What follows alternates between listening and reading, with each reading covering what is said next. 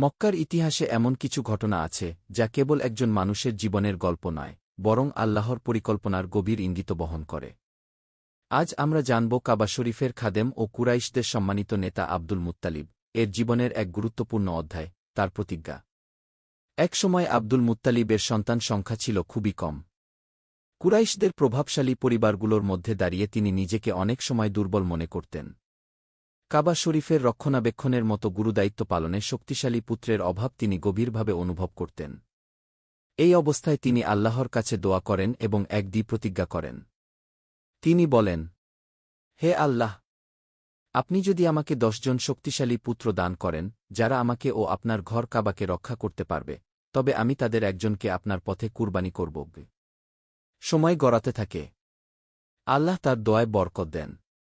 একে একে তার ঘরে পুত্র জন্ম নিতে থাকে। অবশেষে তার 10 জন পুত্র পূর্ণ হয়।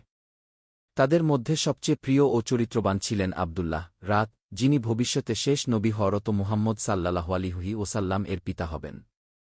10 জন পুত্র পাওয়ার পর আব্দুল মুত্তালিব তার প্রতিজ্ঞার কথা স্মরণ করেন। তিনি উপলব্ধি করেন আল্লাহর সঙ্গে করা ওয়াদা পূরণ করা আবশ্যক। কিন্তু কোন পুত্রকে কুরবানি করবেন, এই প্রশ্ন তাকে গভীর দুশ্চিন্তায় ফেলে। তিনি কাবা শরীফের সামনে কুরা করার সিদ্ধান্ত নেন। 10 পুত্রের নাম লিখে তীর ছোড়া হয়। চারদিকে নীরবতা নেমে আসে।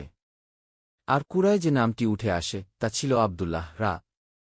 এই সিদ্ধান্তে কুরাইশদের মধ্যে তীব্র আলোড়ন সৃষ্টি হয়। কেউই এই কুরবানির অনুমতি দিতে চায় না। কারণ আবদুল্লাহ ছিলেন সবার প্রিয়, শান্ত ও সজ্জন যুবক। কুরাইশদের পরামর্শে আব্দুল মুত্তালিব এক জ্ঞানী নারী ভবিষ্যদ্বক্তার কাছে যান। তিনি একটি পথ দেখান। আবদুল্লাহ ও 10টি উটের মধ্যে কুরা করা হোক। যদি কুরা আবদুল্লাহর ওপর পড়ে, তবে উটের সংখ্যা বাড়ানো হবে। এইভাবে বারবার কুরা করা হয়। 10 করে উট বাড়তে থাকে। সবার দৃষ্টি তখন আকাশের দিকে। আল্লাহ কি সিদ্ধান্ত দেন? অবশেষে যখন উটের সংখ্যা পৌঁছে যায় 100-তে, তখন কুরা উটের উপর পড়ে। আব্দুল মুত্তালিব নিশ্চিত হতে 3 বার কুরা করেন। প্রতিবারই উটের নামই উঠে আসে। অবশেষে 100 উট কুরবানি করা হয়। আর আল্লাহ তাআলা আবদুল্লাহ এর জীবন রক্ষা করেন।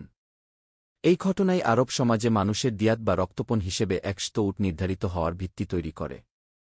এই প্রতিজ্ঞার ঘটনায় আল্লাহ যেন স্পষ্ট করে দেন, আবদুল্লাহ এর বংশ থেকেই আসবে এক মহান পুরুষ, যার মাধ্যমে মানবজাতি পাবে হিদায়াত। আব্দুল মুত্তালিবের প্রতিজ্ঞা আমাদের শেখায়, আল্লাহর সঙ্গে করা ওয়াদা কখনো হালকাভাবে নেওয়া যায় না। আর আল্লাহ যাকে রক্ষা করেন, তাকে পৃথিবীর কোনো শক্তিই ধ্বংস করতে পারে না। এই প্রতিজ্ঞার মধ্য দিয়েই ইতিহাস এগিয়ে যায় সেই মহামানবের জন্মের দিকে, শেষ নবী হযরত মুহাম্মদ সাল্লাল্লাহু আলাইহি ওয়াসাল্লাম।